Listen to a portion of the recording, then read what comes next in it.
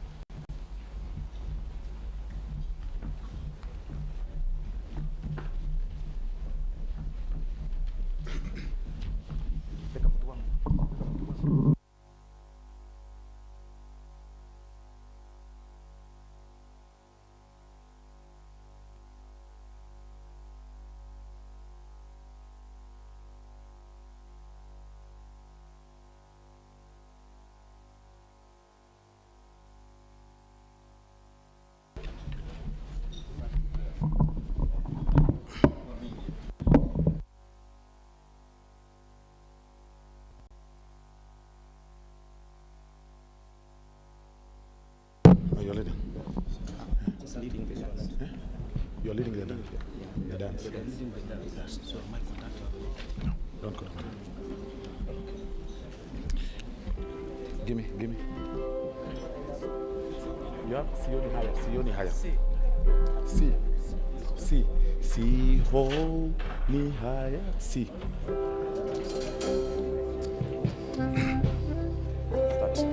Hold. Your Excellency, we are going to sing the Swahili song, and because immediately after this, it's the speaker, we invite everybody to sing along with us. It's a simple Swahili song. Even if you sing the chorus, you'll be close to God.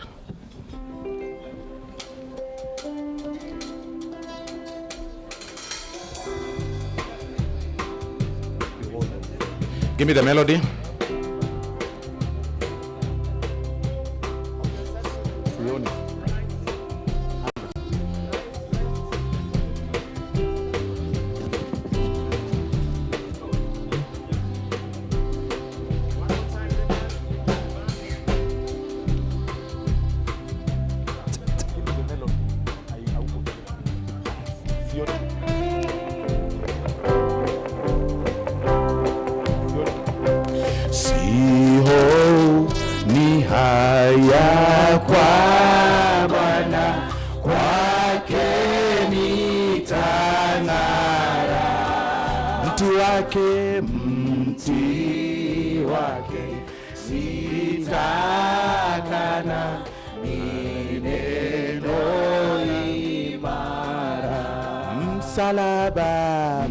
Msalaba ndio asili ya mema, itatua mzigo hapo.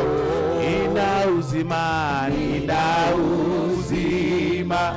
furaha daima.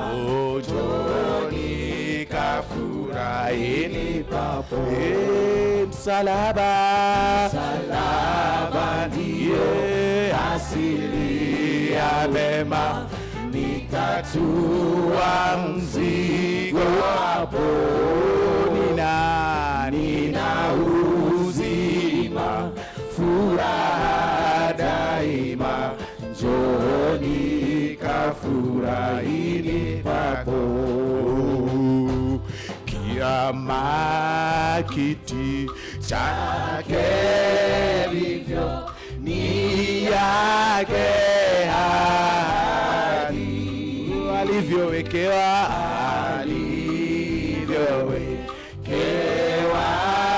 navyo, kamwe havirudi. Msalaba ndio asili ya wema, nitatua mzigo hapo. Nina uzima, furaha daima. Njoni kafurahini papo. Bwana wangu, tena Mungu, ndilo lake jina. Hatacha roho yangu wala kunikana. Msalaba ndio asili ya mema, nitatua mzigo hapo. Nina uzima, furaha daima. Njoni kafurahini papo. Atakiri langu jina mbele ya Baba. Anipe mahali tena mbinguni nikae. Imbe msalaba ndio asili ya mema, itatua mzigo hapo. Nina uzima, furaha daima. Njoni kafurahini papo. Imba msalaba ndio asili ya mema, itatua mzigo hapo. Nina uzima,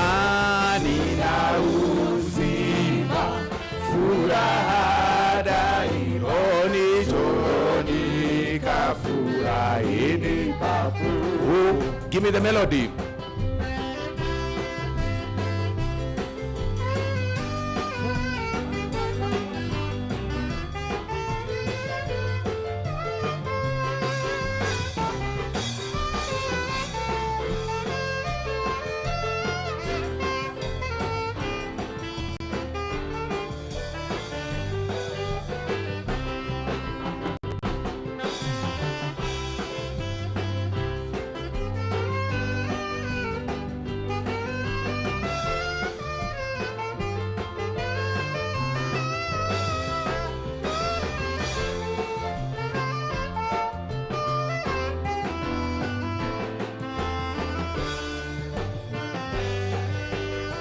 Oh, msalaba. Msalaba ndio asili ya mema. Itatua mzigo wako. Nina uzima, nina uzima. Ufuraha daima. Njoni kafurahini baboni. Njoni kafurahini baboni. Thank you very much.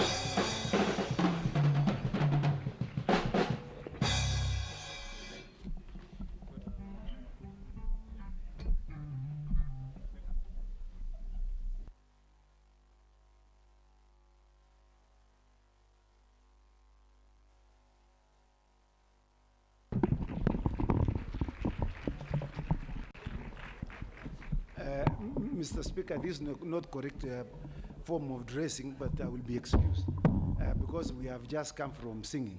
And I'm sure you will all agree with me that this is a renewed, revived, and we can add a third R, restored. This is the moment that we've been waiting for. And I would like to invite the most immediate past chairman of the National Prayer Breakfast, the Honorable Senator Samuel Bokisho, whom I am told when he goes to South Sudan, they speak to him in South Sudanese. But I'd like to confirm that he's a Kenyan. Karibu.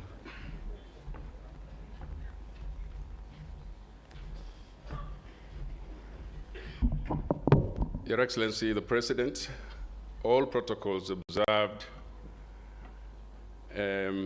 If it were not because of poor lighting up here, you would know who I am. But I can introduce myself, really. My name is Samuel Pogisho, the immediate former co-chair of the National Prayer Breakfast. I have the privilege today and a great duty to introduce the keynote speaker. Your Excellency, sometimes your faith gets tested. A few days ago, I got a call.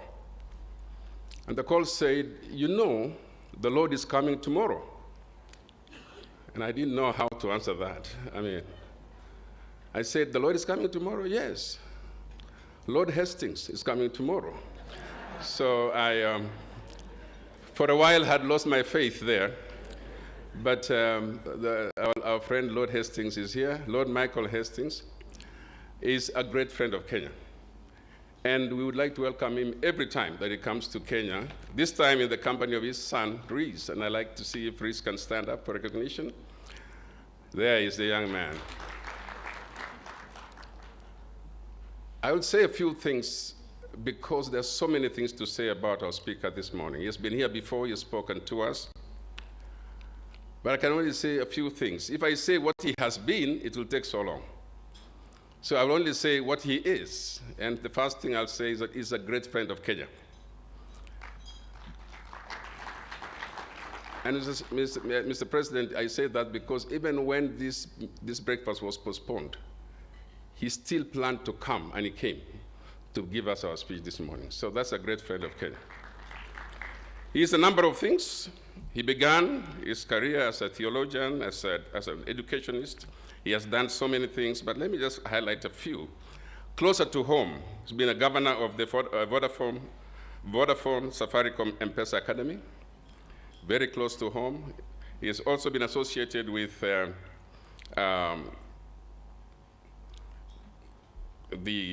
UNICEF UK. He's been in BBC. He has done a lot with BBC. He has also been global head of citizenship for KPMG, and he is still the chair of the School of Oriental African Studies, University of London. He remains a professor of leadership at the Stephen L. Covey Institute at the University of Utah. He is a non-executive director of Saxon Bamfield, the executive search firm, and is chair of the London Chamber of Commerce Black Business Association, also a director and trustee of the new National Education Institute. That is among many things that he is. But I'd like to say that we have a treat for you today in inviting our friend and a close friend of our country, the Lord Dr. Michael Hastings of Scarisbrick. If I can say that again, he is the Lord Dr. Michael Hastings of Scarisbrick, CBE.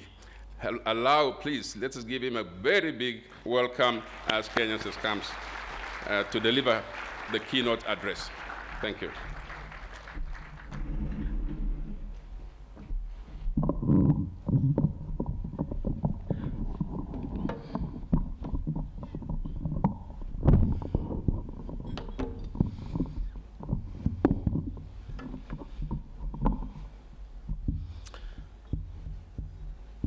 Mr. President, Mr. Vice President, and your wonderful wives, fellow parliamentarians and friends from all over the world, thank you for having me with you. Mr. President, you might remember that in 2019, when I was last here at this podium, I made a request. I said then that in the United Kingdom, we were searching for prime ministers. We couldn't find one, and the battles worked their way out. I have another request this time, which is we now have too many formers, and we'd like to send you some. So, if you fancy a few lost sheep, I'm sure you can find a pasture for them here in Kenya. Can I also congratulate the choir on an improvement, may I say a marginal improvement? If I said an outstanding one, I'd be indiscreet, but at least a marginal improvement. And can I suggest you go for Kenya's Got Talent and at least aim for a decade to get there? So it's a wonderful thing when parliamentarians sing. Let it translate into your decision-making. Exactly a week ago, the National Aeronautical and Science Administration of the United States, we often call it NASA, held what they hope will be one of their final hearings, first started in 1966, to try and understand this critical question: is there life beyond Earth?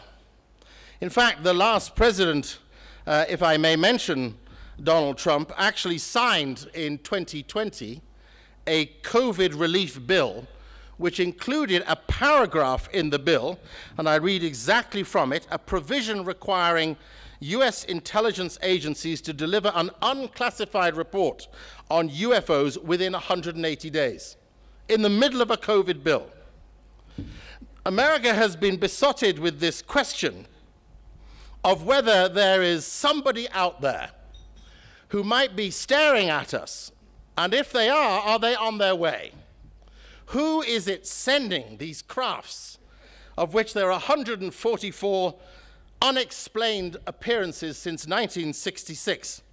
And NASA had its grand estate of scientists gathered last week, Wednesday, and they proclaimed on the issues. They left the question open: is anybody out there? Well, I have news for you, and I have news for our American friends. There is somebody out there, and his name is Jesus. And there is a God who is out there. And he already sits, as the scriptures say, circling the earth.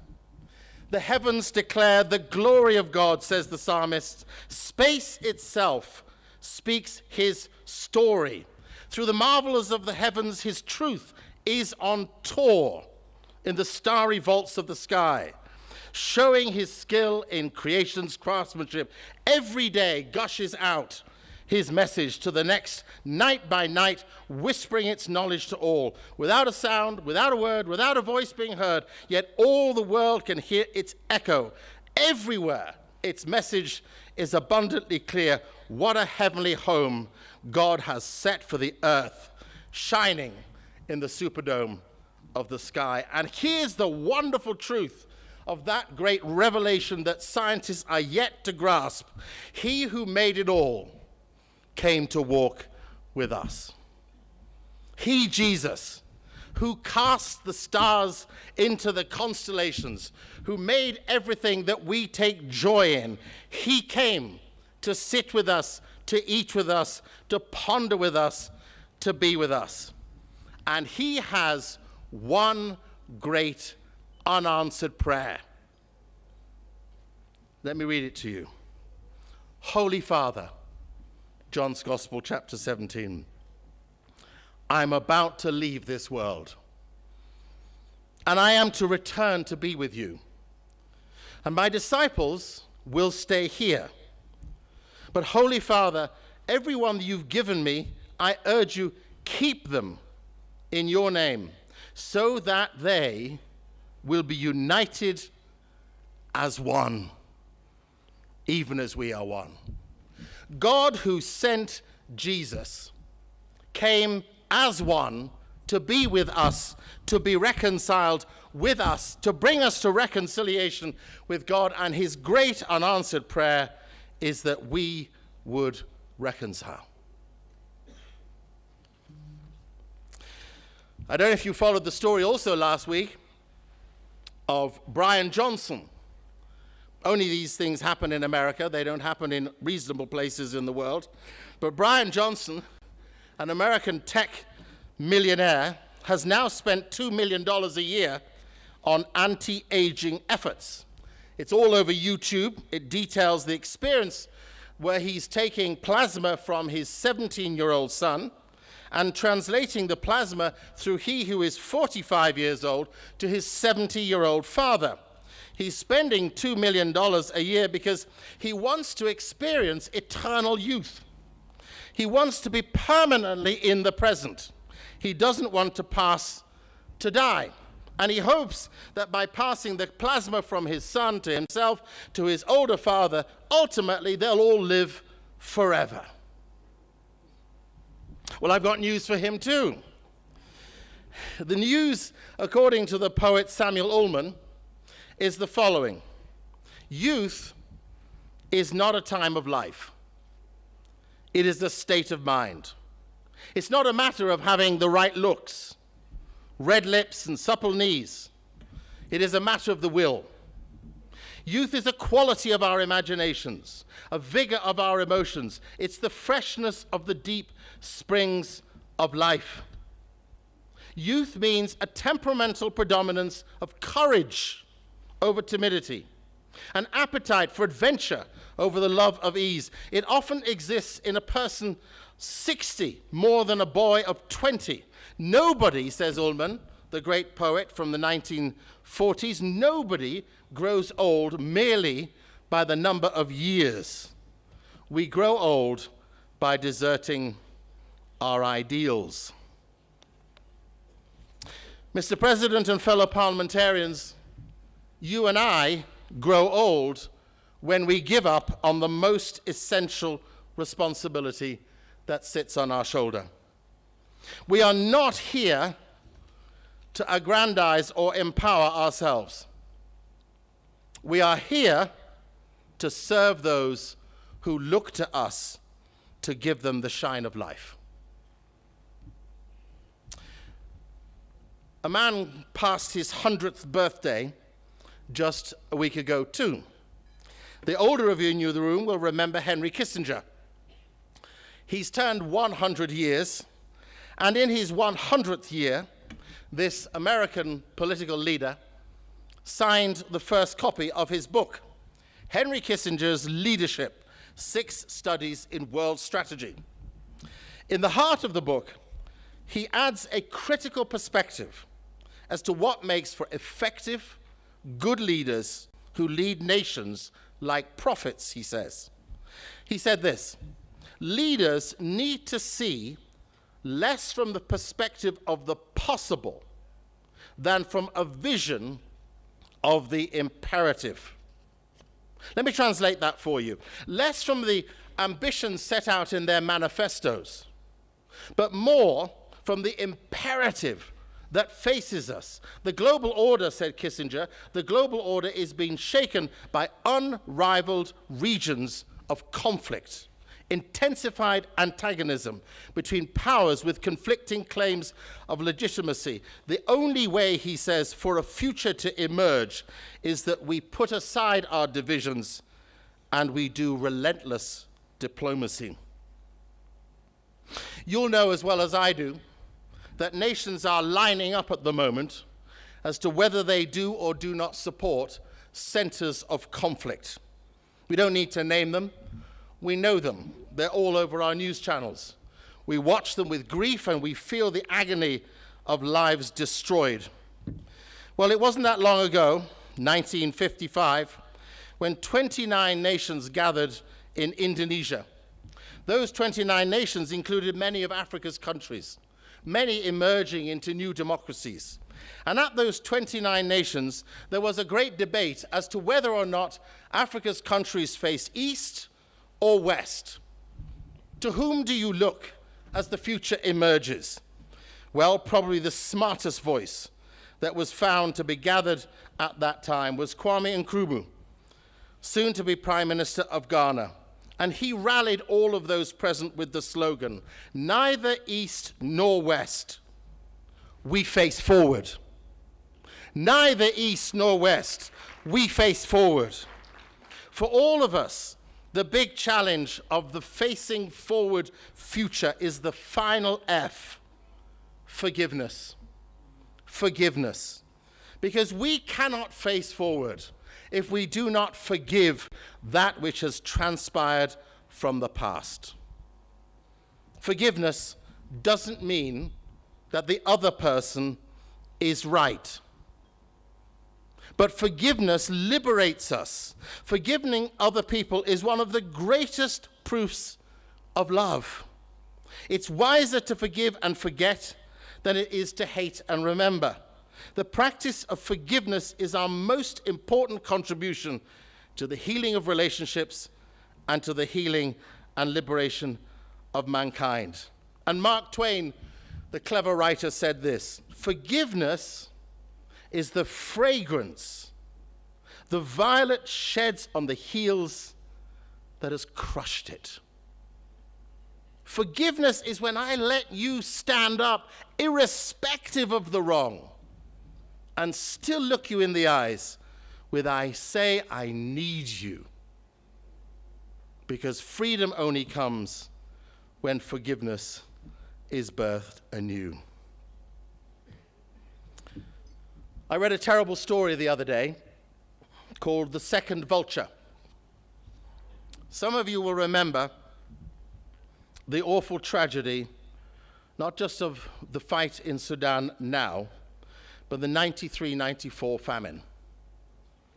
At that time, Kevin Carter, a South African photojournalist, a Pulitzer Prize winner for his journalism and his photography, took what was called the amazing shot.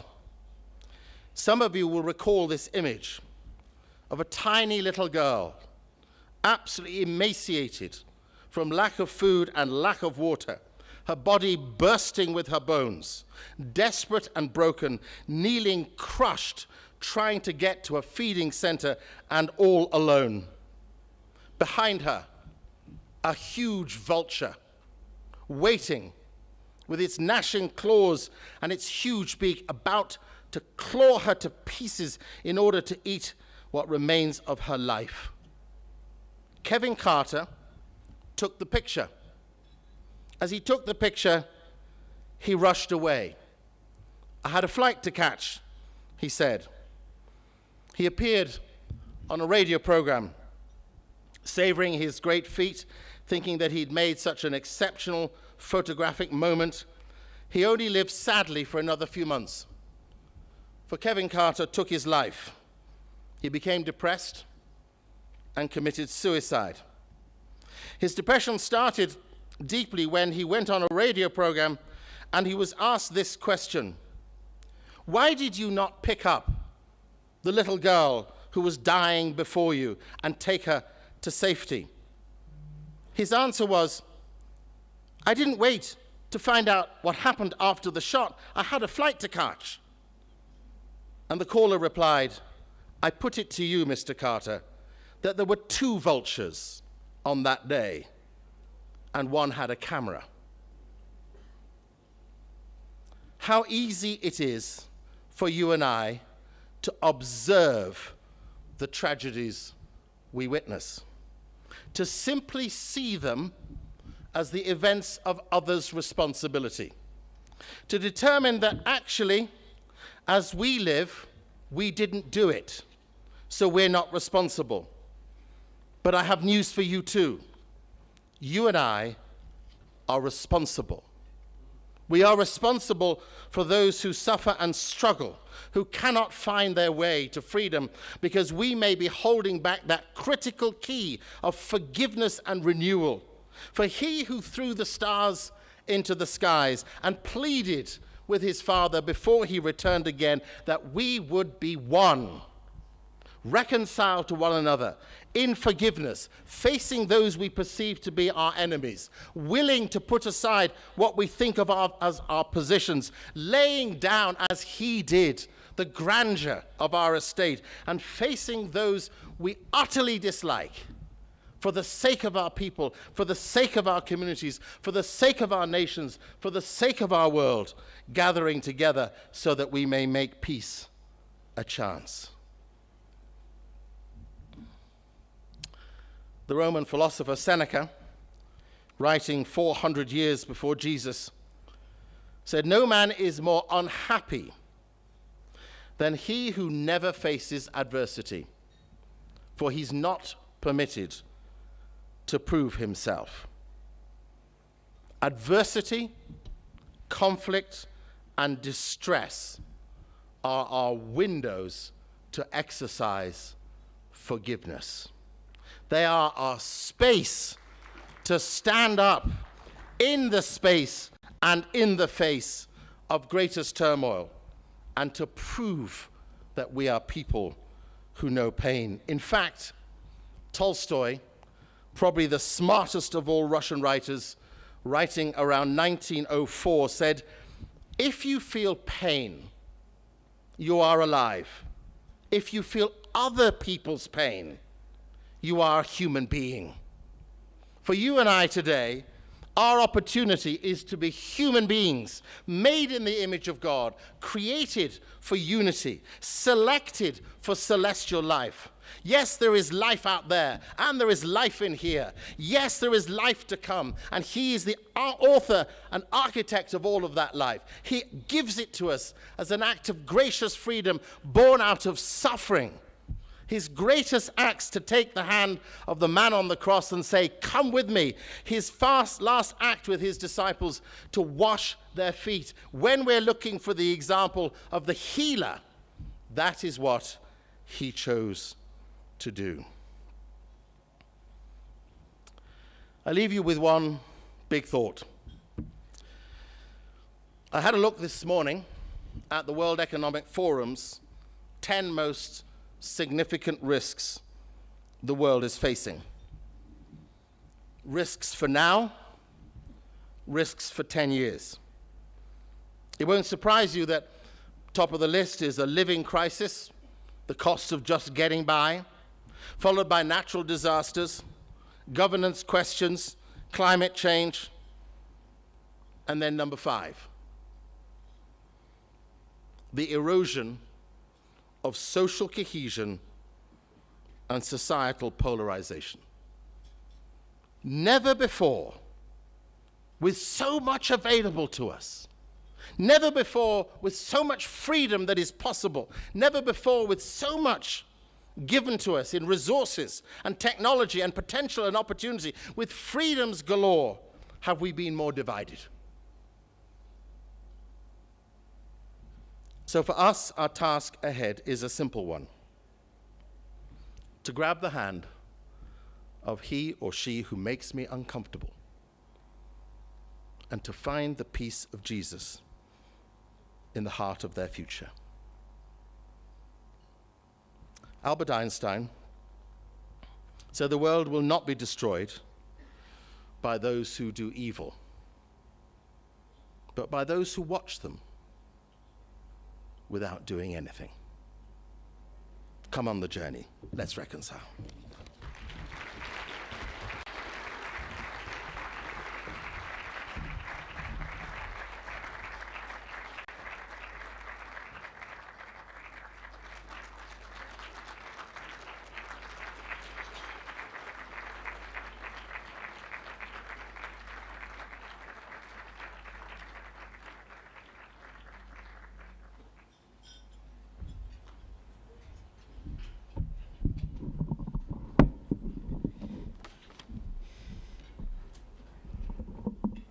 Thank you very much, our keynote speaker. Yesterday when I was welcoming you, I remember the joke of, the feeling of pain. One is alive. When you feel the other for others, then you are living. Let me take this opportunity to welcome the Speaker of the National Assembly, the Honorable Moses Wetangula, to take the rest of the program.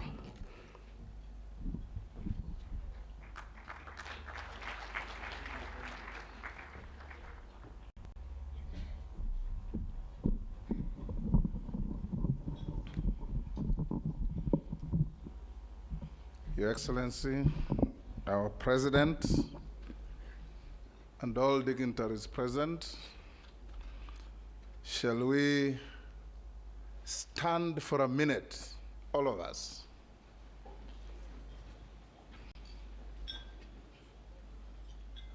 Turn to the person next to you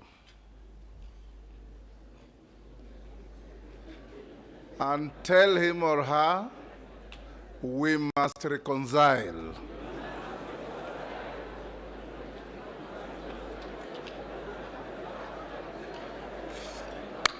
Thank you. Let's be seated. Take your seats.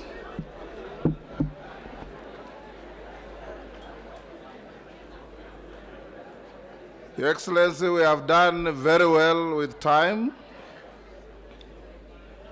And I'm sure we live here with self-reconciliation and reconciliation with everybody that we interact with.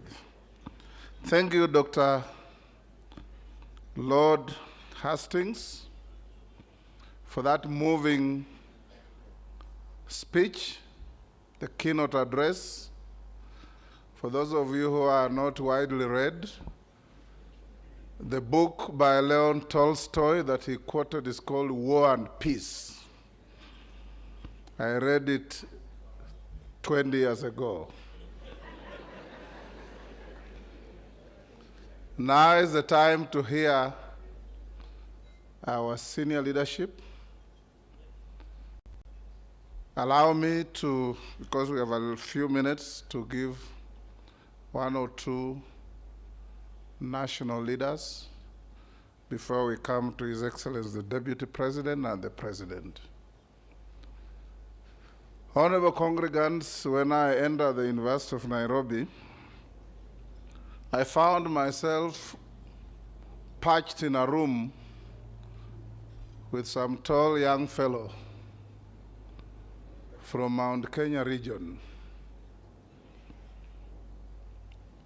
We had never met. I had never been to Nairobi in my life. So I used to hear from our civics that there were people called Embus and Beres. And the man I was put in the same room with was from that stock. We became very good friends. We studied together. We were appointed magistrates the same day. When I was posted to Nakuru, he was posted to my village in Bungoma. I'll not enlist the torturous issues he passed me through when we were roommates. But when my time came to be where I am, he had to exit from that office to elsewhere. He's called Justin Bedan Njoka Muturi. He's now our Attorney General. We are the only two licensed to call each other Kijana. Kijana, come and say a few words. He's my predecessor and my very, very good friend. I'll give you 2 minutes to say a few words. Thank you, Kijana. Your Excellency, the President of the Republic of Kenya, Your Excellency, First Lady, Your Excellency, the Deputy President, Mama Dorcas, all the leaders here present, including my friend, the Prime Cabinet Secretary, Dr. Wycliffe Salim Davadi, our keynote speaker. Thank you for the message, well delivered. The only thing I may not know is whether it was well received. But I can tell you, looking at many of the people sitting next to me, message is right home. Thank you very much. Your Excellency, I am delighted that my predecessor, the Honorable Moses Masika Wetangula, and his colleague, Honorable Amason Kingi, have continued with this practice and this tradition. And indeed, I am grateful to see many of our visitors from around the continent of Africa. It is a great tradition that we come together as a nation, as national leadership, to come and pray. And indeed, as was said by my former roommate, pray incessantly. Is it the one or Sami? I think it's Sami Chepkonga who said it. Some little word of praise to the renewed and revamped Bunge Choir. Indeed, as the keynote speaker did say, you have made some improvement. But I do recall that our keynote speaker today was with us here in 2019, and that's why I think he's saying that there's some slight improvement, because during that occasion, what was there was organized confusion. And therefore, I must congratulate the new leadership of the prayer breakfast. I'd also wish to recognize the part played by many of our prayer groups around Nairobi, in various places, in Nakuru, in Athi River, around is it Karen, Muthaiga. To all of you, congratulations. I also wish to indeed salute the two patrons for upholding the decision that this occasion becomes one of the key calendar events in the life of Parliament, and to maintain the tradition of holding it on the last Thursday in the month of May. It is sad, but again, I'm happy to note, Your Excellency, you and I, and I think the Honorable Musalem Davandi will recall that the last prayer breakfast of last year was a bit interesting in that today we talk about reconciliation, but during the last prayer breakfast of last year, it was very difficult to sit together on that table because we were indeed just pretending to be talking to each other. You recall, and indeed, congratulations, because you withstood it, and from there you went and gave away your daughter in marriage. I think this year's theme is one that we, all of us as Kenyan leaders, and indeed as a nation, should observe. Before I came here at about 6:15, I was watching television, and in one of the stations, I had somebody question, why do leaders congregate to pray, spend too much money when there are people who have nothing to eat? I just wondered, is it a mistake for leaders to congregate and pray together? Would it make any difference if we were to do it over lunchtime? Because the person who questioned that seemed to have beef with the fact that it is called a national prayer breakfast. I leave you with this one, that let us continue praying and praying incessantly. Thank you very much. God bless you.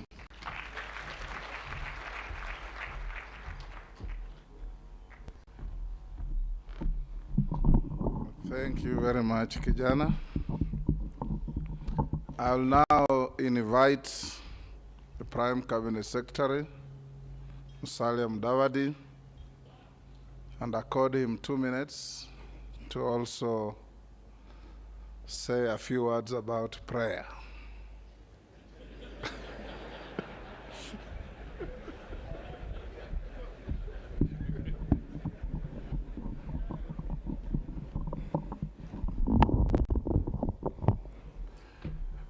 Your Excellency, the President, Dr. William Samoei Ruto, the Deputy President, Rigathi Gachagua, Madam Rachel, Mrs. Rigathi Gachagua,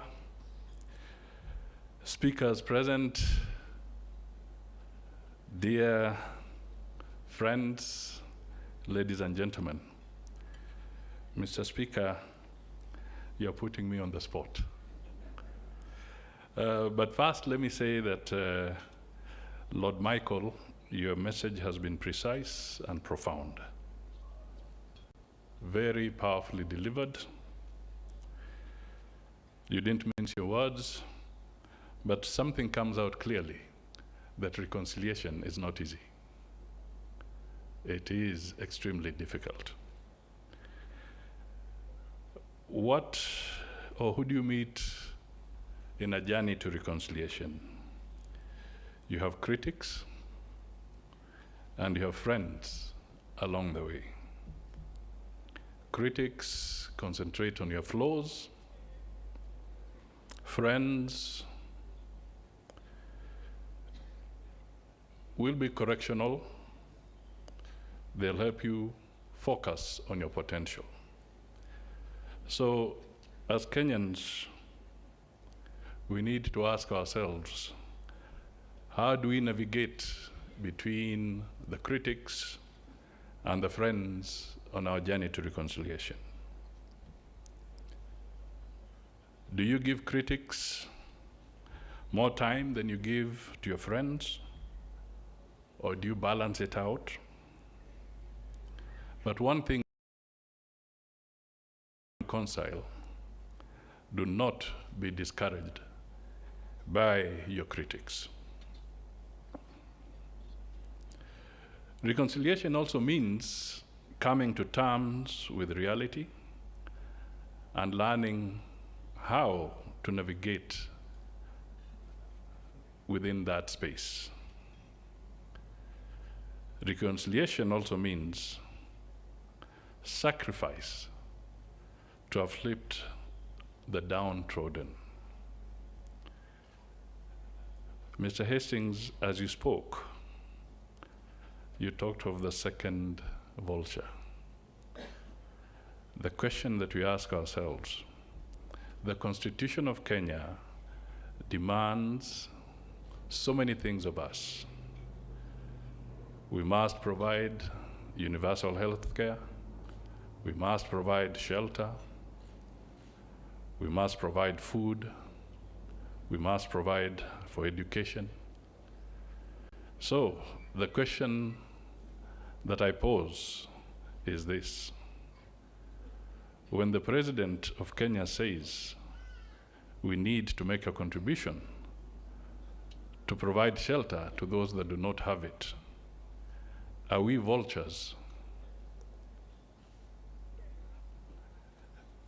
If he says that we need to provide support so that our children can go through school, and we stand up and say, I have educated my children, I therefore do not need to contribute to any education fund, are we being vultures? So, reconciliation is also sacrifice for the better. That's why I say it is not easy, at least from where I stand. Finally, Mr. Speaker, let us pray for Kenya. You asked me to say something about prayers, and that is what I say. Thank you.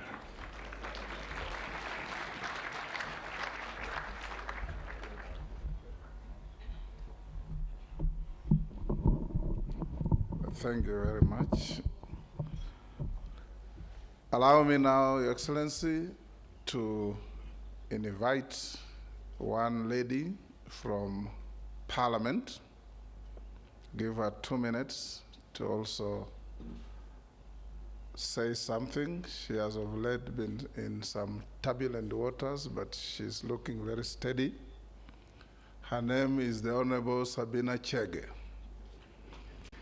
I invite her to give her 2 minutes to address the congregation.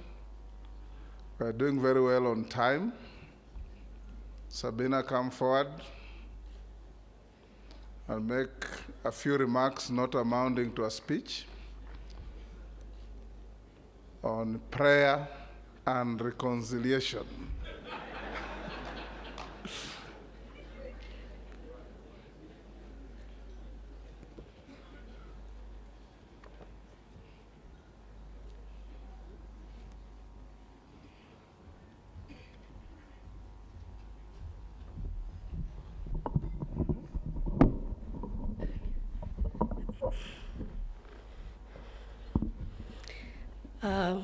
Your Excellency, the President of the Republic of Kenya, Dr. Samoei Ruto, Your Excellency, the First Lady, Your Excellency, the Deputy President, and Your Excellency, Pastor Dorcas, speakers of both houses, allow me to say was observed.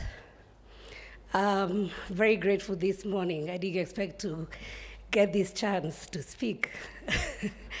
And so thank you, Mr. Speaker, for the ambush. But I'm grateful that I'm able to say something. First and foremost is to thank Almighty God for giving us a beautiful country. And I want to thank His Excellency, the President. You know, for us who are blue and we are Azimio, last year at a time like this, we will not sit together. And when the election ended, we spoke today about reconciliation. Some of us chose the path to reconciliation, to consider Kenya first, and we believe that Kenya is bigger than any one of us. And so, Your Excellency, myself, and the team from Jubilee, members of Parliament, we all went to the mantra, asiyekubali kushindwa, sio mshindani.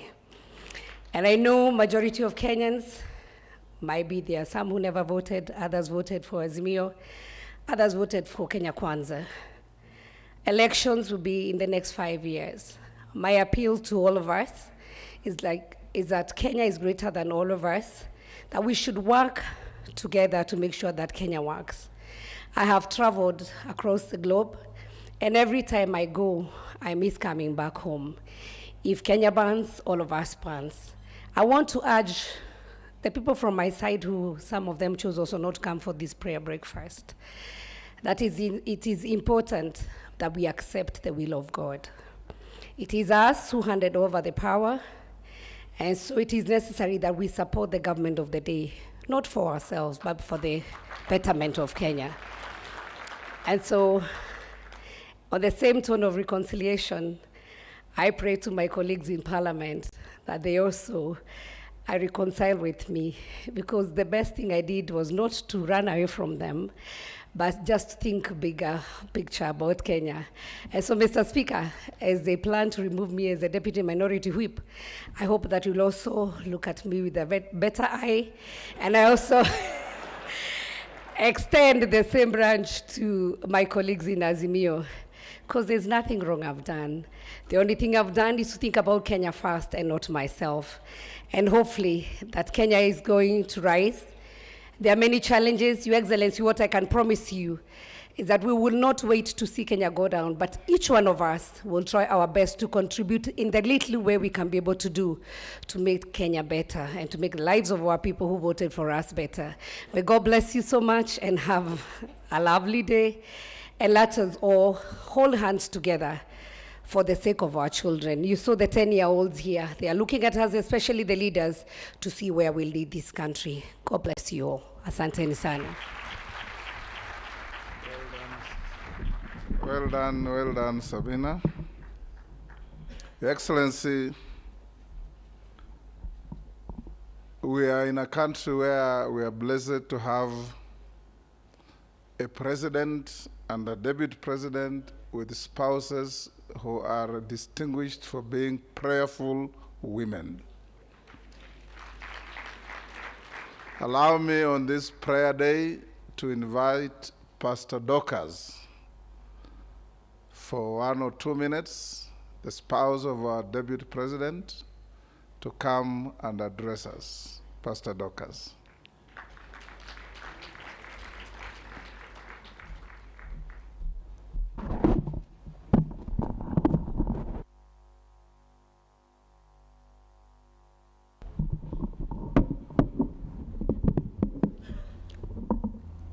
Our dear President, all protocols observed, good morning. Praise the Lord. I am really excited today for this prayer breakfast because the Lord says you pray without ceasing, being thankful for one another, praying for one another. There is no greater thing than to be united. In Genesis 11, verse 6, it says that there were these people who built a tower, and they were united. They spoke one language. They were speaking in one accent, and it made God to come down from heaven, because whatever they had decided to do would succeed, but they were doing it for the wrong thing. But if they were doing it for the right thing, then nothing would be impossible for them. I believe as we gather today, we desire reconciliation. This country belongs to us.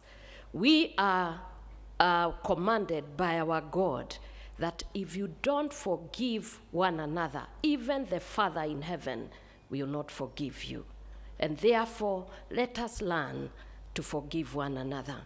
Let us learn to speak one language in one accent and be in one accord, so that the vulnerables who are in this nation can start to see us and to experience the grace of God through us. Because it is only when we are in one accord that God works. May God bless you as you continue.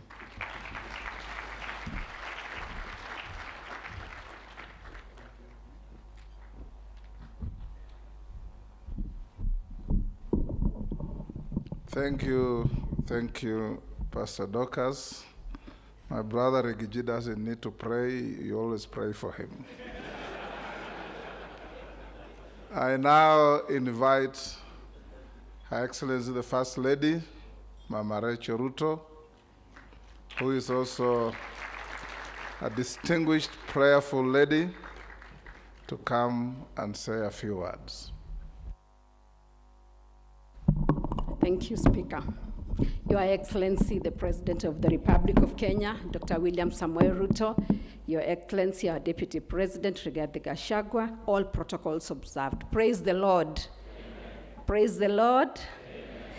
I'd like to read the word of God from the book of Isaiah 40, verses 29 up to 31. The Bible says, He gives strength to the weary and increases the power of the weak. Even youths grow tired and weary, and young men stumble and fall. But those who wait in the Lord will renew their strength. They will soar on wings like eagles. They will run and not grow weary. They will walk and not be faint. I really want to thank God this morning because of this prayer breakfast.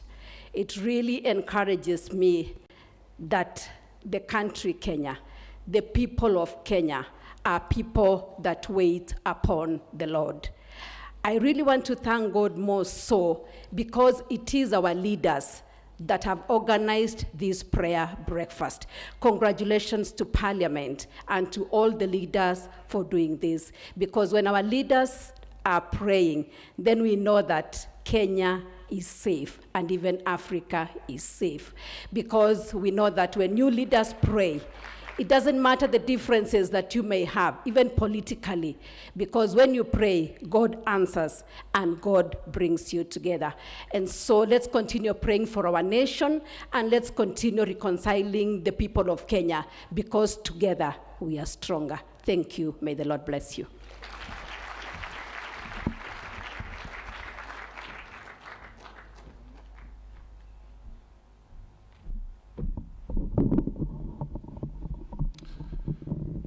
We're getting to the end. There was a lady who lost her husband, and she went to collect insurance cover. And in the report of the coroner,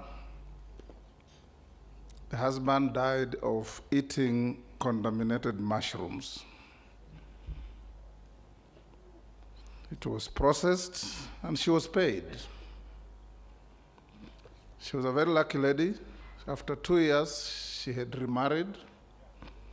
A year later, she lost her second husband. And the coroner's report was that the husband had eaten contaminated mushrooms. She was paid insurance, and she went away. Lucky woman. Within a year, she got a third husband. A year later,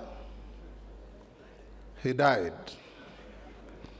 And the coroner returned a verdict that he had died of a cracked skull. So her lawyer asked her, how come the first one died of eating contaminated mushrooms? The second one, contaminated mushrooms? How come the third died of a cracked skull? She said, because he refused to eat the mushrooms.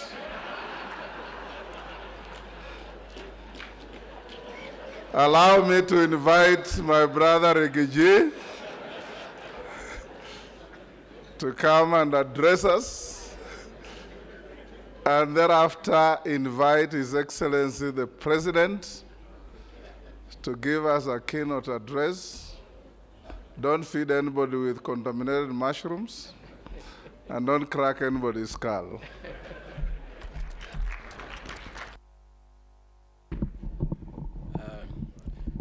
Your Excellency, the President of the Republic of Kenya, Dr. William Ruto, Your Excellency, the First Lady, Mama Rachel Ruto, our keynote speaker, Lord Hastings, members of parliament, the speakers of the National Assembly, good morning.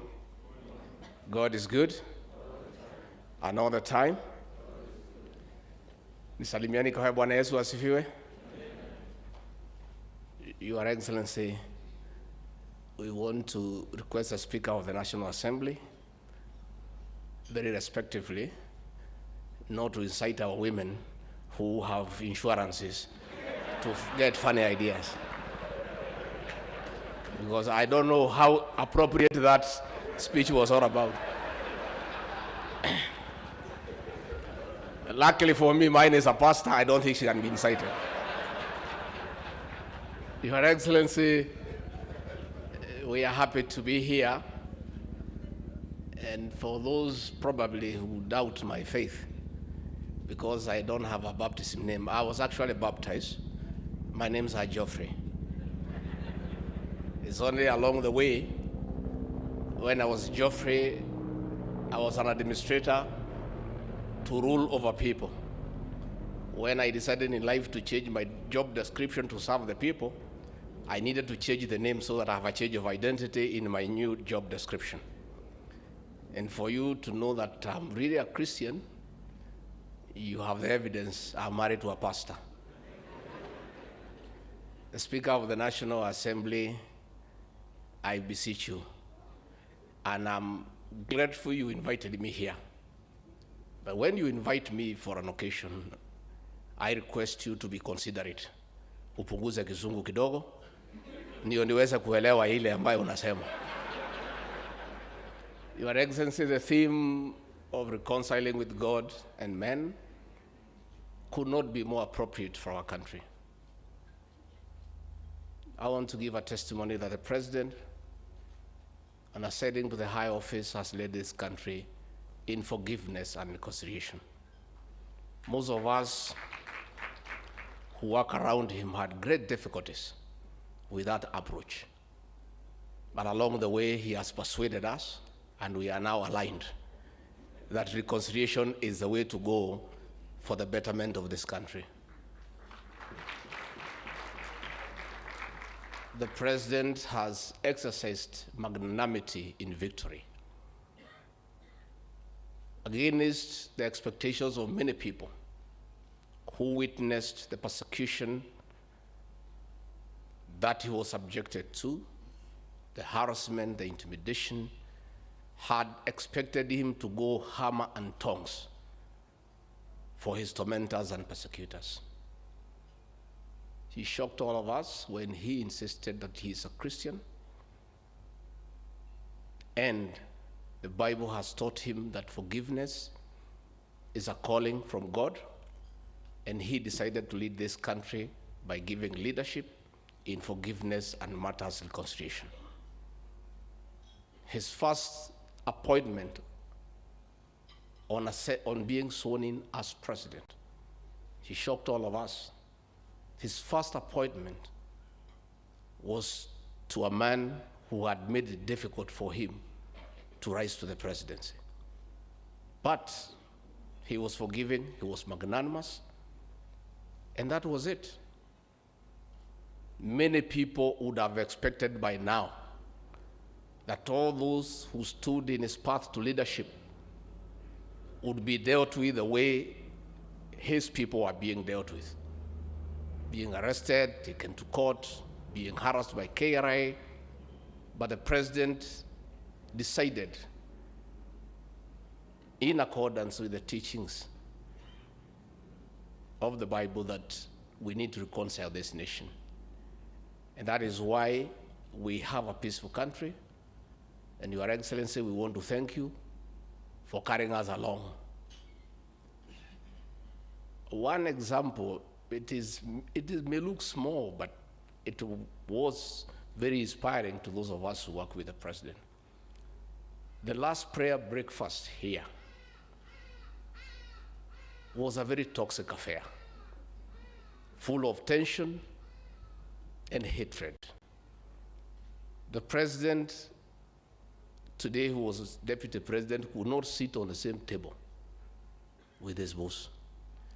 And when we were trying to align people around the president, many people around us, we were persuaded that the lady who had removed the chair from where Dr. William Ruto was supposed to sit should be shown the door. And when the president came to learn of it, he said, no, we must reconcile with the reality that is behind us. That lady who was in protocol should remain there and be promoted. And as we speak today, she works around the president. Again, when the president and his family and their belongings were thrown out of the official residence of the deputy president in Mombasa, most of us were persuaded that those who had participated in throwing out his belongings should be shown the door. Again, he insisted that should not be the case. So what I'm trying to say is that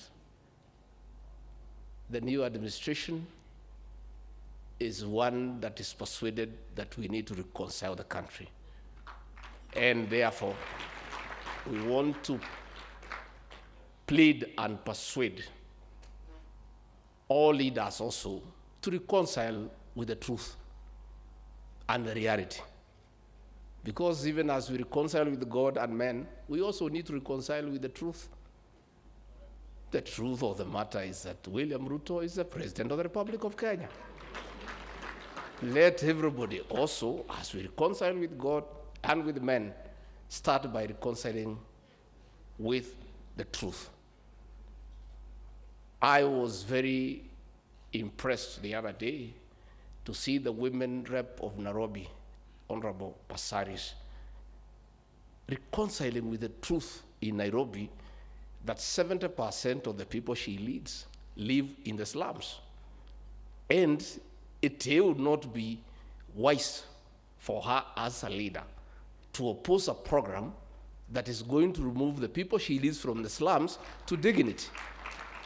We are therefore asking everybody, as we reconcile with God and with men, let us also reconcile with truth and reality.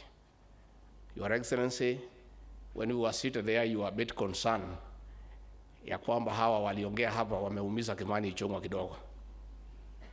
But Your Excellency, you and I also need to reconcile with Kimani Ichung'wa because he has not been very nice to us. You know, Kimani Ichung'wa was in Alliance High School. Anytime we have an occasion and he's given an opportunity to speak, because the president and I were in some schools who many people don't want to mention or think about, he tries to intimidate the president and I, despite the fact that we are seniors, that he was in Alliance High School. Lakini sasa wewe ndugu yangu Kimani Ichung'wa, hata kama ulikuwa Alliance na mimi sikuwa huko, uniheshimu kidogo. Kwa sababu hiyo Alliance yako hiyo, they say that the people from Alliance boys and girls are top. Mimi niliingia hiyo Alliance yako, Alliance girls, nikachanganya mtoto ya mwenyewe, nikaweka box, ni bibi yangu leo. So between me and these guys who went to Alliance, who is more superior?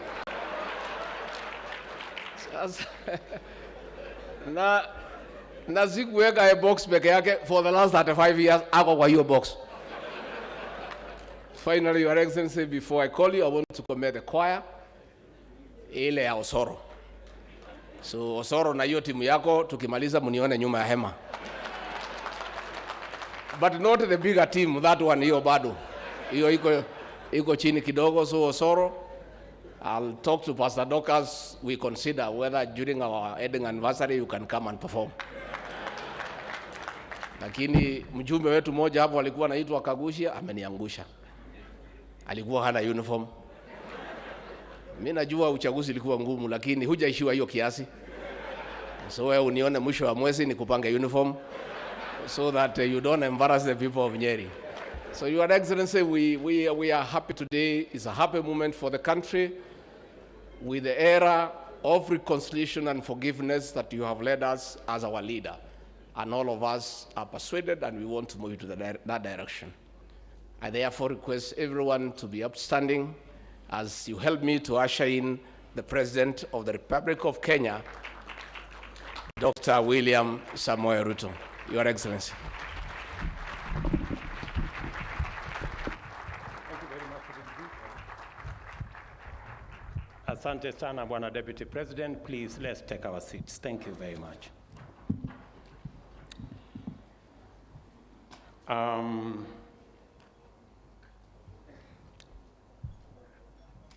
All my good friends and leaders from Kenya, our brother, Lord Hastings, and fellow Kenyans, good morning. Hamjambo. Let me first take this opportunity to thank God for giving us this opportunity today and to congratulate Parliament, all our members of Parliament, for putting this prayer breakfast together. It is an occasion when we all come from different walks of life, from different parts of our country, together with our neighbors and friends from far and near, to think together, to share, and to pray together. I want to congratulate Parliament for making it certain that we will not be looking for a date going into the future. It's now confirmed that it is the last Thursday of May every year. So all of us will put it in our calendar. I think it is partly informed by the fact that this prayer breakfast has to be shifted from last week, and I think it happened again before. So we will all diarize the same way we have elections every Tuesday of the fifth year, of every Tuesday, the first Tuesday of August, or is it? Second Tuesday of August. We will now know when our prayer breakfast will be. It is very interesting that the theme of this prayer breakfast is reconciliation. I remember the last prayer breakfast here was again around the same. I remember in that prayer breakfast asking for forgiveness from my friend, the former president. And it is interesting that today we are again discussing in our first prayer breakfast the subject of forgiveness and reconciliation. Let me say that I am truly grateful to God that in this, our first prayer breakfast, we have come together as a nation.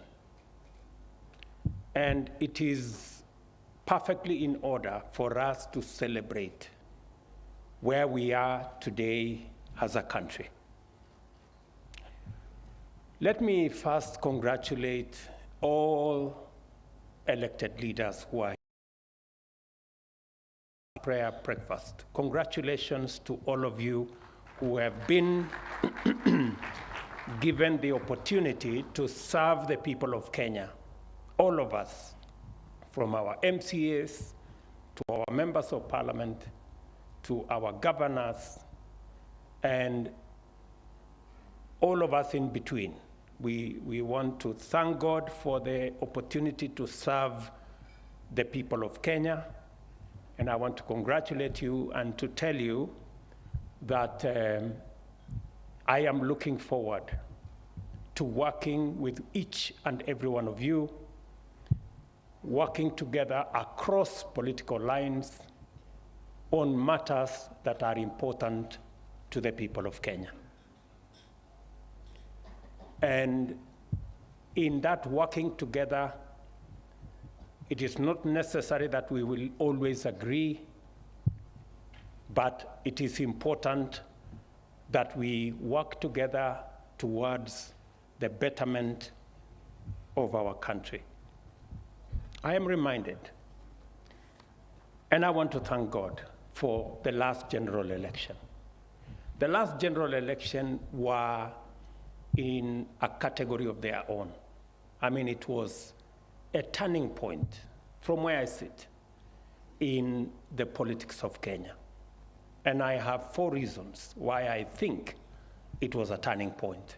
Number one, it is the election where the 2 national formations had actually a national face on either side. The ethnic configuration that always informed our politics was not there. We had both sides presenting a national face in their formation. Number 2, we had the most evident issue-based election. The election was about issues. There are issues that we differed.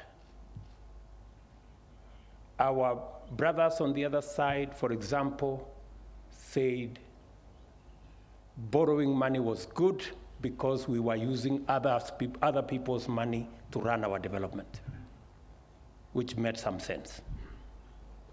We argued on our side that we needed to slow down on borrowing because borrowing could lead us to a different place.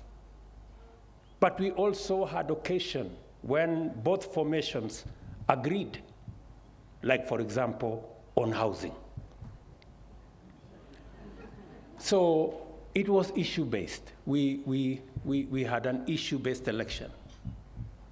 It is also correct that we had a closely contested election.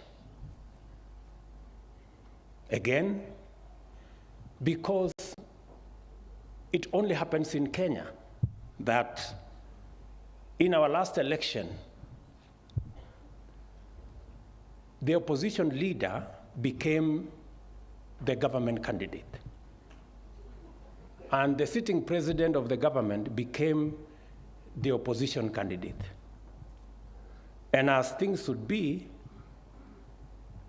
the opposition candidate, who was the then sitting deputy president, won the election, and the sitting president then handed over power to his deputy and went ahead to become the leader of the opposition party. That only happens in Kenya, I think. So it was quite amazing. The 4th characteristic of our last election, from where I sit, is that with all that, we ended up with a peaceful election. And we thank God for a peaceful election and a peaceful country. And that is why this morning, I join you with rejoicing, thanksgiving, faithful supplication, and prayer in my heart. I praise the Almighty God of all creation, whose supremacy we, the people of Kenya, solemnly and humbly acknowledge, even at the moment of constituting our sovereign republic, and to whom we submit our aspirations in prayer every time we sing our national anthem. Kenya has emerged triumphant and sovereign out of the sorrowful mist of painful history because those who came before us endured harrowing sacrifice with heroic determination and faith in God and in our Creator. The history of Kenya, therefore, is an ample chronicle of consistent struggle, unshakable determination, unity, and devout prayer. Prayer is not just an exemplary component of our heritage and a magnificent tradition. Prayer anchors our aspirations and devotion to God. The most important instruments and symbols of our republic constantly remind us to be reconciled with the Almighty God, our Creator. I thank the conveners of this National Prayer Breakfast, our good members of Parliament, for bringing us together as leaders to rally the nation in its splendid diversity of creed and faiths, to unite in submission to God, and to take our dearest wishes, deepest needs, and foremost desires before the majestic throne of our benevolent Creator.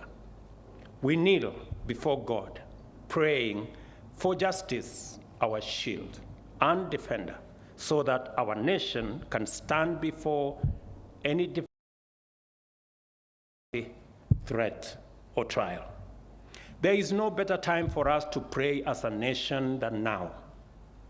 We have an opportunity to give thanks for the far we have come as a country amid global turmoil arising from pandemic, geopolitical crisis, economic shocks, as well as regional conflict, harrowing drought, a plague of locusts, and a closely contested election. Globally, nations are groaning under high cost of living, intensified by soaring debt, food scarcity, unemployment, and of course, struggling economies. We are giving our best in the struggle to overcome these immense challenges. Firstly, our robust endeavors to implement a radical socioeconomic transformation is intended to provide sustainable solutions to our cost of living, food security, scarcity, unemployment, and poverty challenges. Secondly, we have historically and even now stand ready to lend our hand to our neighbors and regional brothers and sisters experiencing conflict and instability, and take a stand for peace, security, and development in not just our neighborhood, but across the globe. Further, we join the global community in combating existential threats to humanity in the form of conflict, terrorism, poverty, exclusion, and of course the triple planetary crisis of pollution, loss of diversity, and climate change. In all this and other endeavors, we must also invoke our collective faith as a nation and congregate before the throne of mercy and seat of grace in order that our effort may be blessed with success and that our unity, cohesion, and solidarity be elevated to a divine communion, solemn fellowship, and sacred fraternity of all our people. Colossians 3:13 reminds us to bear with each other and to forgive one another. On this day of prayer, I call your attention to the important need for a shared understanding of all the causes we hold dear and are willing to defend. Without this understanding, we end up fighting each other instead of fighting for our causes.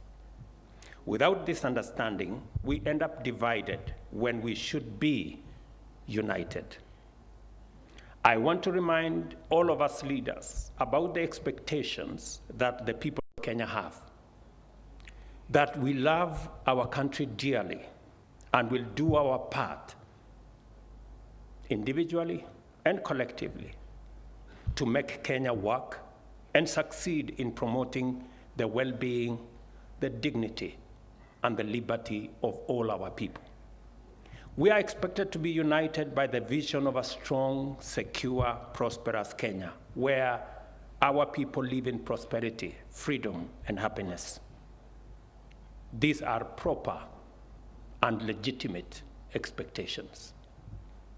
I will go further and propose that although our ideas concerning the means, strategies, and policies of achieving this vision may differ, we must remain cognizant of a line no one should ever cross, of wishing that this nation fails or that her people suffer, just to vindicate our politics. Neither can we pursue an agenda of sabotage for political advantage.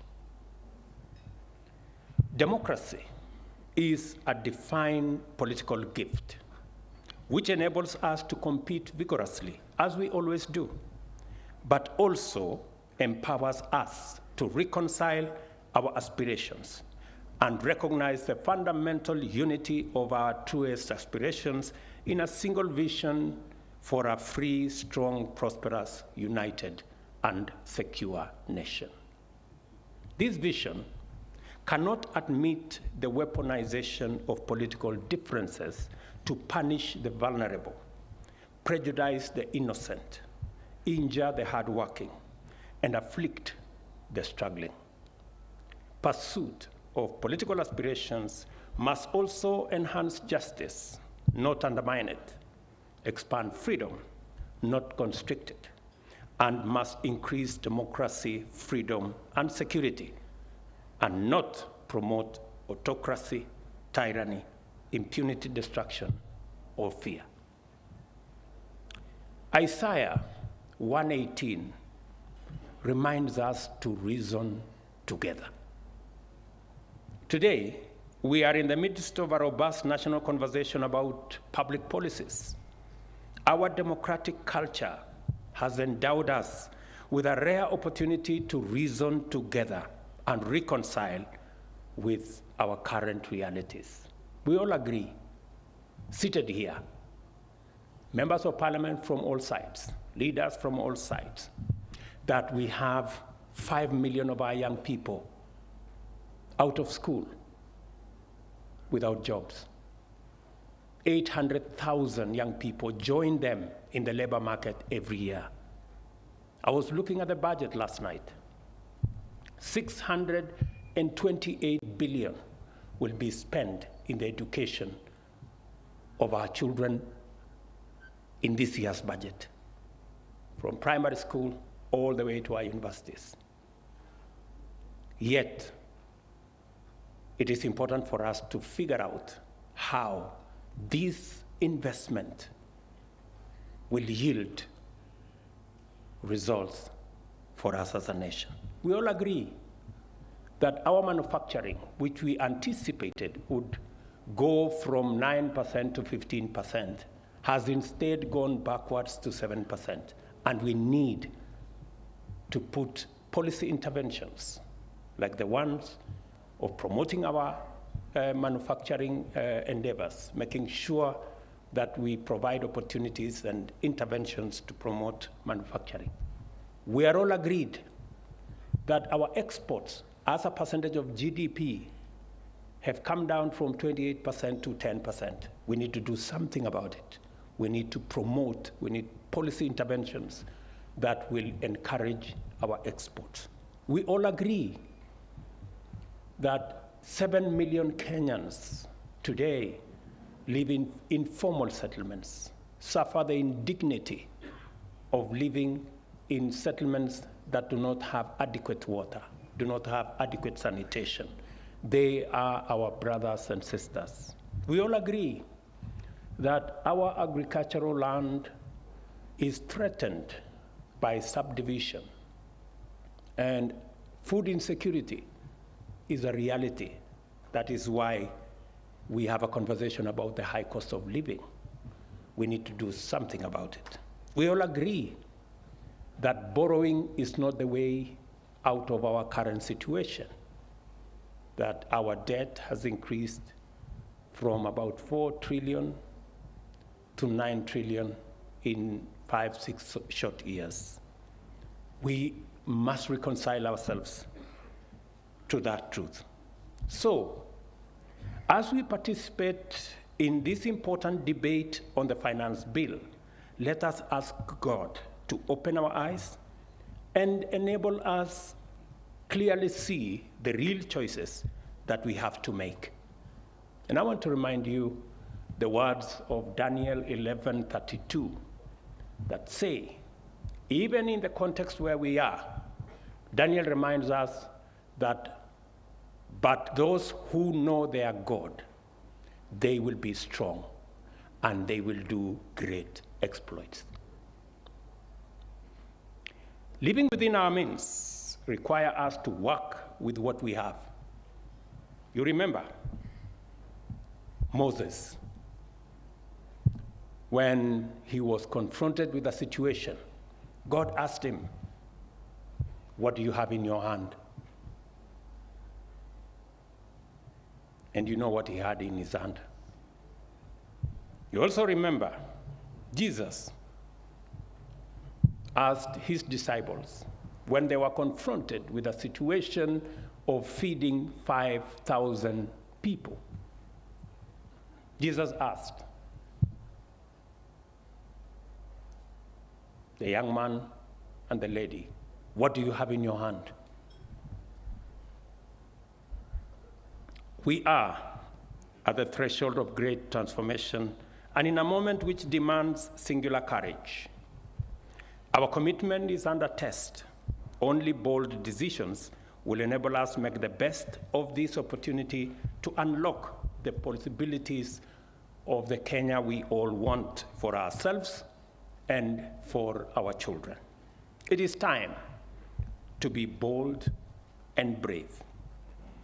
Delay tactics and sabotage are written in the shaky handwriting of cowards. Excuses are the nails used to construct the coffin of failure. As procrastination is a thief of time. Let us be reconciled with God. Let us be reconciled to one another. Let us also be reconciled to our collective aspirations in order for us to live up to the true promise of this moment and our common destiny. I listened to my brother Michael Hastings very carefully, and he spoke to our hearts. And let me say, if you don't remember anything he said, if you don't remember anything that I have said, if you don't remember anything that was said by anybody, please just remember his words. He said, "If you feel pain, you are alive. But if you feel the pain of others, you are a human being."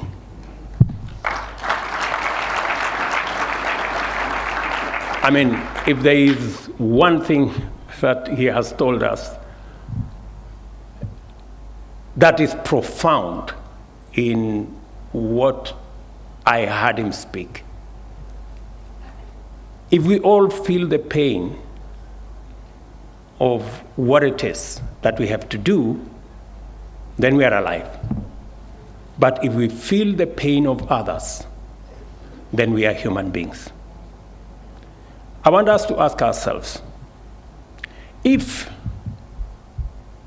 we feel the pain of the 3%, then it's because we are alive.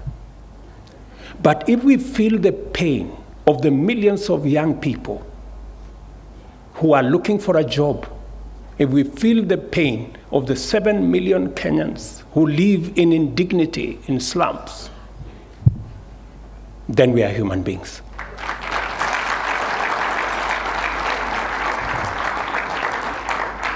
Let me say one more thing, because I don't want to preach. Let me say just one more thing. Lord Michael Hastings also told us about this occasion of what was called the amazing shot by this great photographer, Kelvin Carter, of this person, this child, confronted by a vulture. It was a moment. But he walked away. And he never remained the same. You heard that he committed suicide. As leaders, we know, we witness every day millions of our young people confronting us in our markets, in villages, in our streets. We all travel the 1,411 informal settlements, slums in Kenya. We see those people. Let us not do what Kevin Carter did. Let us not take photographs of them. Let us not take selfies of them and walk away. Let us do something about their situation. Ladies and gentlemen, I am truly, truly happy to be here this morning. We look forward to this coming together of all of us leaders going into the future.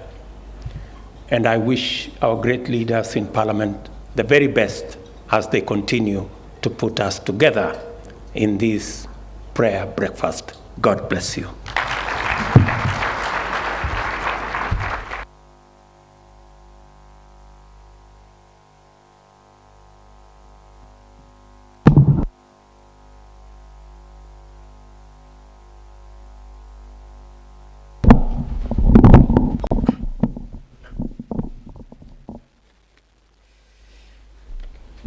Thank you, Your Excellency. Just before I call the Speaker of Senate, the Honorable Kingi, who was also my classmate at the university and at the law school, and also went to Alliance High School. I really like to, thank you. I really like to thank the speakers from the counties for bringing along the children you saw here. Jesus said, bring the children to me. That is the future of the country.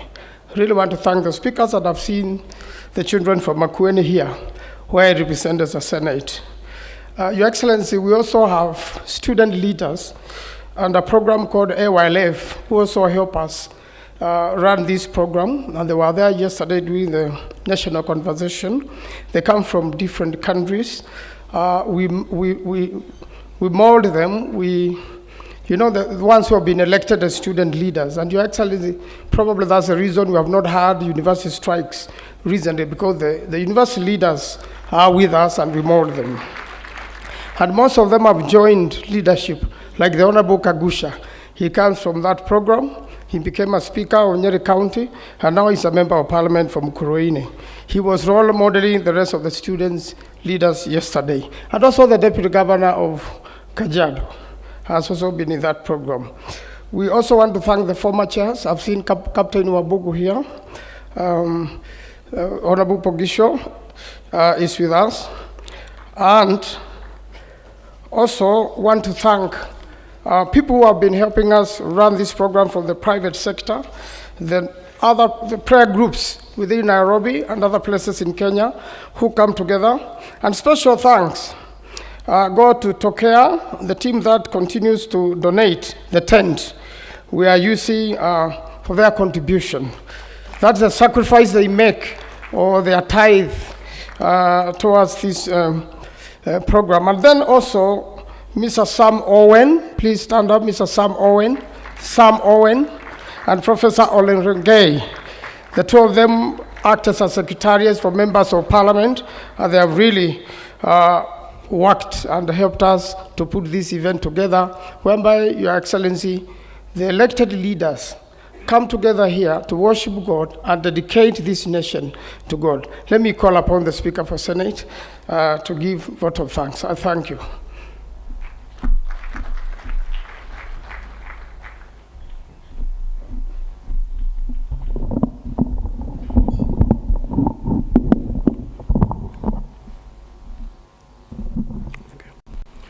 Your Excellency, the President of the Republic of Kenya, Dr. William Ruto, Mama Rachel, His Excellency, the Deputy President of the Republic of Kenya, Mheshimiwa Rigathi Gachagua, A.K.A. Rigiji, and Mama Pastor Dorcas Gachagua. My brother, Speaker of the National Assembly, the Right Honorable Moses Wetangula. Allow me to adopt the protocols given to us by the speakers who spoke before me. Mine is a very simple duty to move a vote of thanks. And I don't know why Senator Manzo welcomed me here to do that, having done exactly what I was supposed to do. But before I move the vote of thanks, allow me to, on a very light note, be the advocate of Pastor Rigathi Gachagua, because she does not have a right of reply, having already spoken. When the Deputy President spoke, while he was standing before us, he stated that aliingiza box msichana wa kutoka Alliance ambaye ni Pastor Dorcas Gachagua.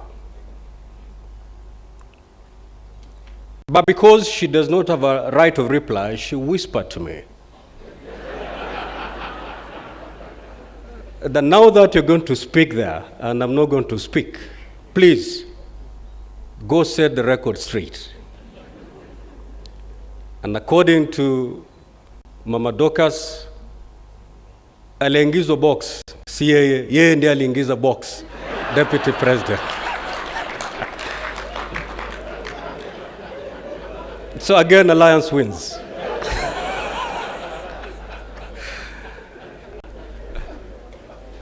Your Excellency, ladies and gentlemen, you'll agree with me that this has been a very, very wonderful occasion indeed. Na Waswahili wanasema ukiona vailea jua vimeundwa. The men and women for the last few weeks who have been coming together to make sure that we have a successful annual spiritual convocation. And it is my duty to appreciate them, and I want you to join me in saying thanks and appreciating these groups and individuals who have worked tirelessly to make sure that we have a successful event today. Now, the list that I have here was not made by me. And therefore, if you miss out, I'll tell you exactly who authored this list. You go complain there. Your Excellency, the first group we need to appreciate is the Joint Parliamentary Staff Teams. These are the people who were the forefront in putting this event together. Secondly, are the members of Parliament, the MPs and the senators, because without them, we couldn't be here today.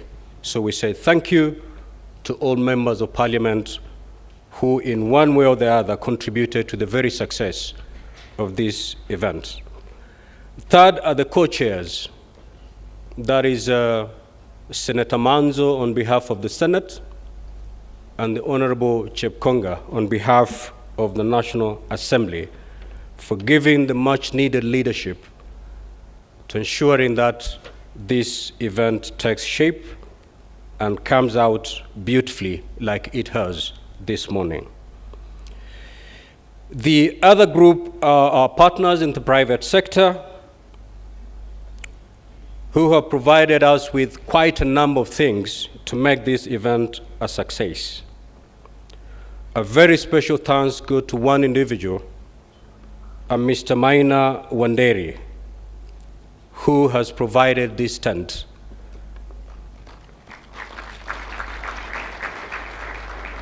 And not just for this year, but every year we've had this occasion, Maina Wanderi has graciously provided us with this tent that we are in today. So we say thank you to him.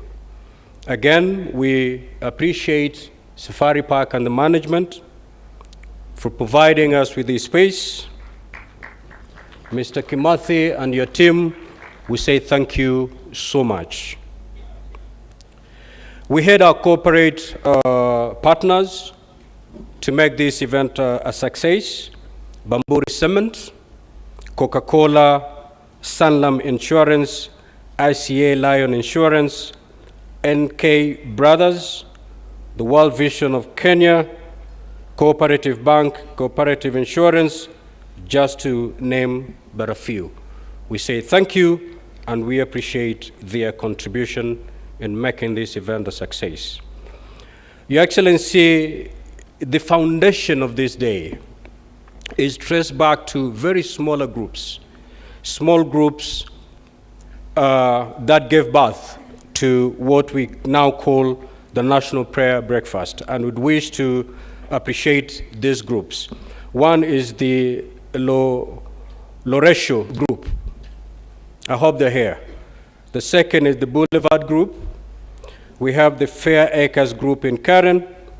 We have the Karen Country Club group, the Nairobi Club group, the Bunge Fellowship, and the Mtaiga Country Club group.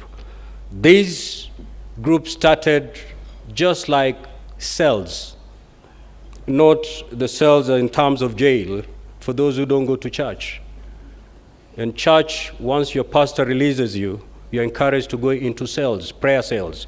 So these started as prayer cells, but eventually gave birth to what is now known as the National Prayer Breakfast. The other group is the Bunge Choir. You'll agree with me that indeed the Bunge Choir has come of age. And just like Lord Michael has said, they can now compete in Kenya Got Talent because we saw talent in them. The other group, of course, are our international guests, Your Excellency. The delegations have been read out by Senator Manzo.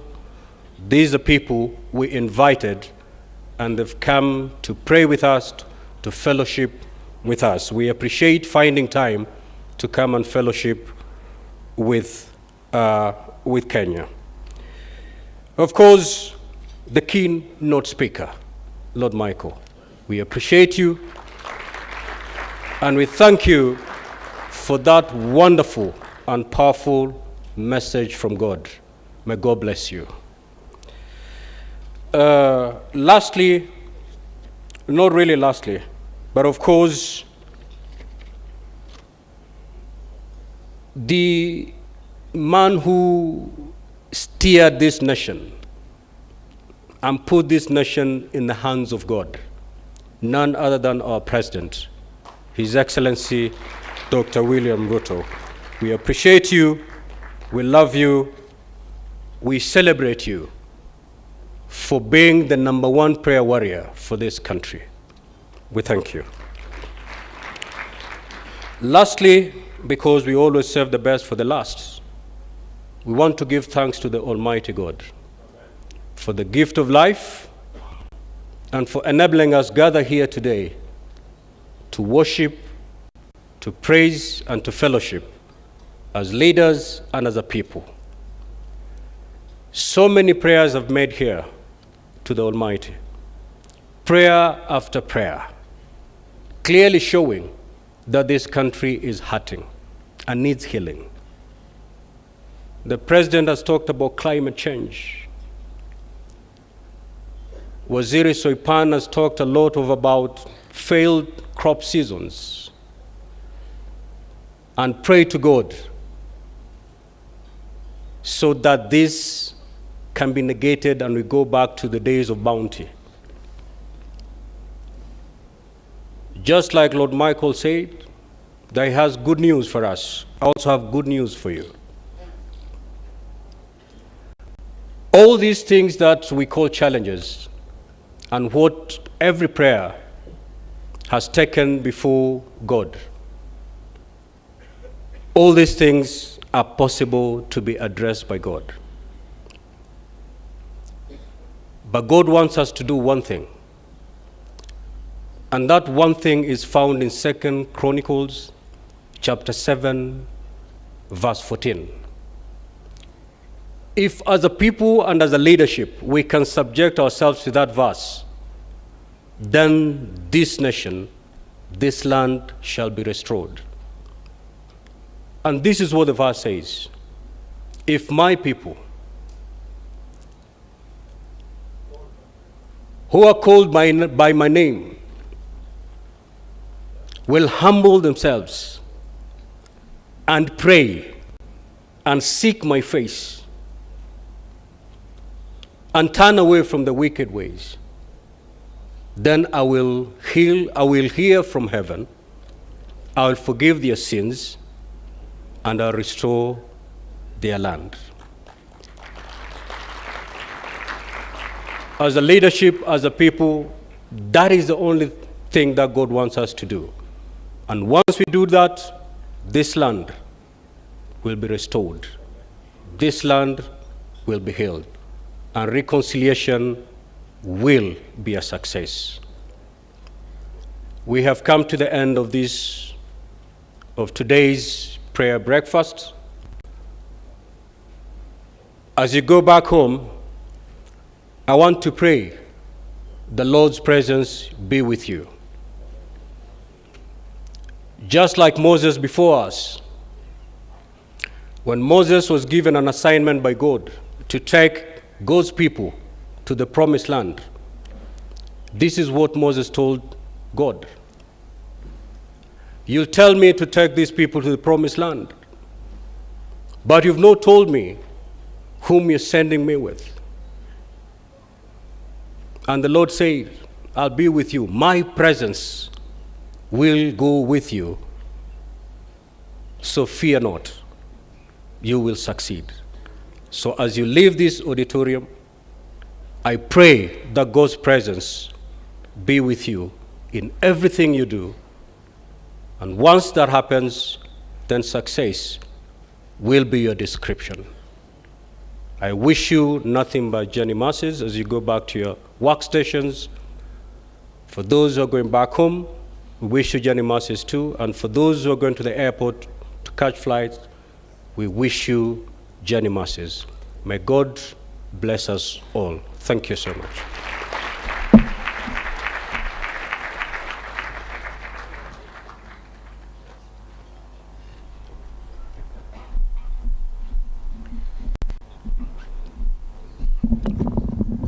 Yeah, let me take this opportunity to invite Dr. David Oginde, the chairman of ESCC, to come and give us a closing prayer.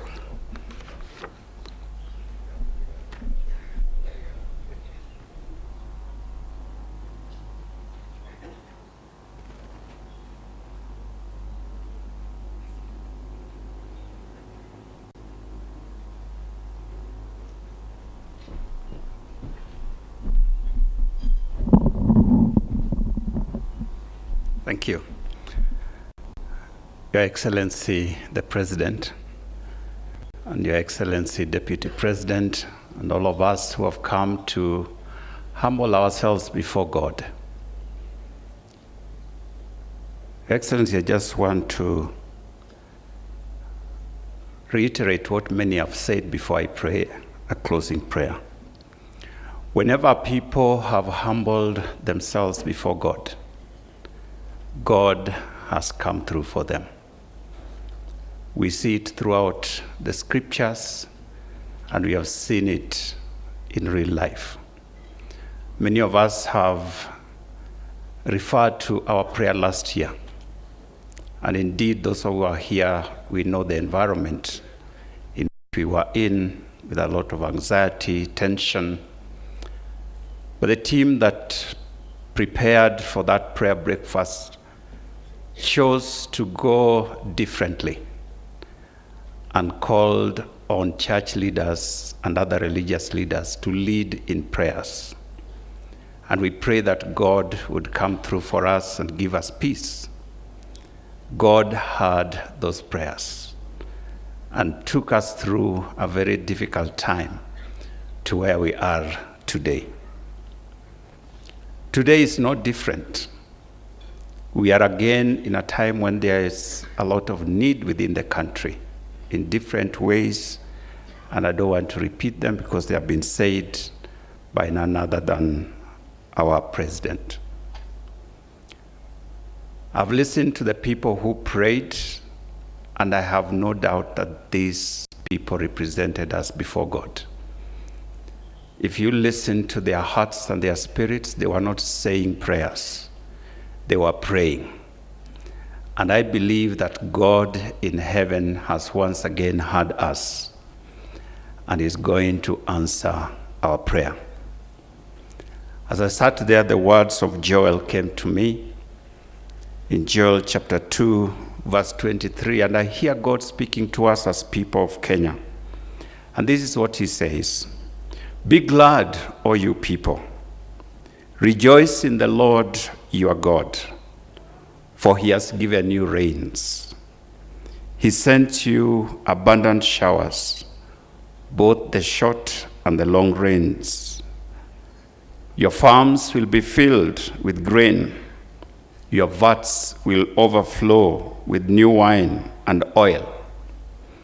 I will repay you for the years the locusts have eaten, the great locust, the young locust, the other locust, and the locusts that swarm, my great army that I sent among you. You will have plenty to eat until you are full, and you will praise the name of the Lord your God, who has worked wonders for you. Never again will my people be put to shame. Then you will know that I am the Lord your God, and that there is no other. Never again will my people be put to shame." Let us pray together. Everlasting Father, like our speaker reminded us in his speech, when a people are united in your name, Lord, there is nothing that you cannot do. We have been here, O God, from different walks of life in this nation, representations from across this country, to humble ourselves before you. Lord, whenever we have called upon you as a nation, you have heard us. You have delivered us, O God, from all kinds of calamities and evil. Sometimes we look like we are determined to destroy ourselves, yet in your loving kindness, you always reach out to us and draw us back to yourself. Today we have come to say thank you, but we have also come to ask of you, O God, that once again, have mercy on us. We leave this place knowing that you have heard our prayers, the prayers that have been offered by various ones who have represented us before you. Lord, open your ears and hear our cry. Forgive all that we may have done, anything that we have said, imaginations of our hearts. We pray, Father, that you will cleanse us with your blood and make us whole and cause us to have confidence to live as a people. And we pray, dear Father, that may the heavenly benediction of God the Father, God the Son, and God the Holy Spirit rest and abide with every one of us as we leave this place. We commit our president and his team, as you have given them the great task of leading this nation at a time like this. May you grant them wisdom, courage, and all that they need in order to lead your people in the right direction. And all of us as citizens of this country, and those who have come to work or to represent others in this nation, or for whatever reason they are within these borders, may we all find favor from your hands, that, Lord, this country will prosper. And we'll look back when we gather here again next year, and Lord, we'll look back and say, surely the Lord has been good to us, because you will have done great things among us, to the glory and to the honor of your name. And so we pray now, and may the grace of our Lord Jesus Christ and the love of God and the fellowship of the Holy Spirit be with us now and forevermore. Amen and amen. God bless you. Amen.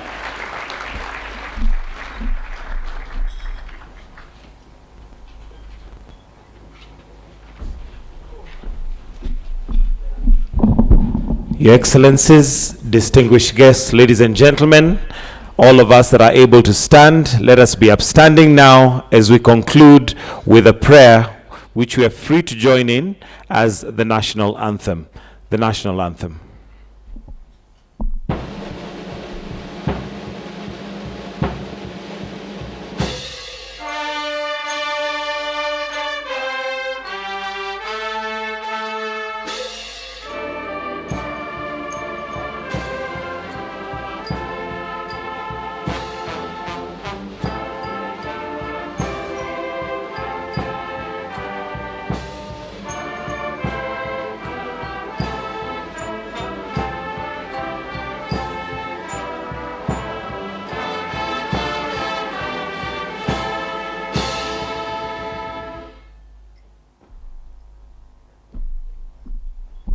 Let us all remain standing as we now allow His Excellency to retreat.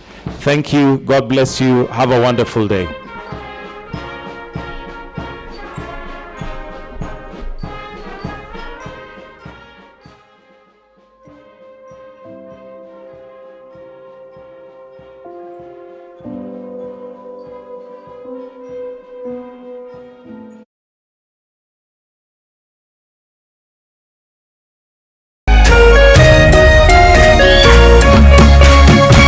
Kameme TV, Muthegi wa Rũrĩrĩ.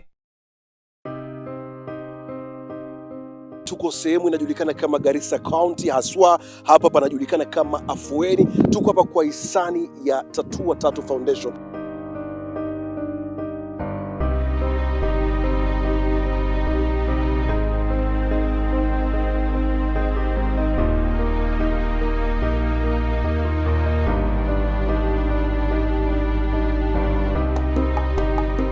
Now we received 1,200 foodstuffs actually, and few water boozers. Yes, so we appreciate